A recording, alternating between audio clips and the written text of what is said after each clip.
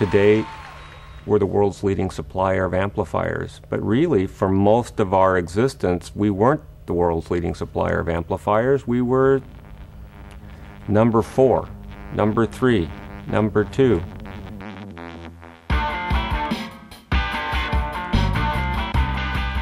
We didn't start out being master manufacturers. We started out a bunch of guys in a pretty ramshackle industrial unit in Costa Mesa making things on plywood tables.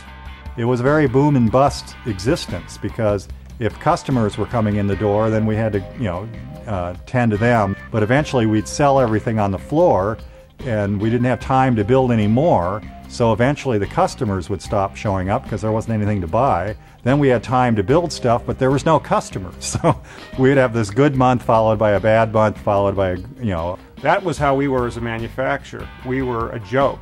And we realized for us to be successful, we had to get way beyond where we were.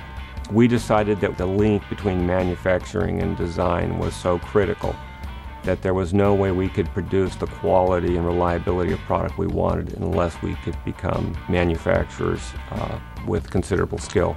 And then we went about investing in the systems and the processes and the equipment to allow us to become a world-class manufacturer. It's a period of 10 or 15 years. It didn't happen overnight, but it was conscious, all the same.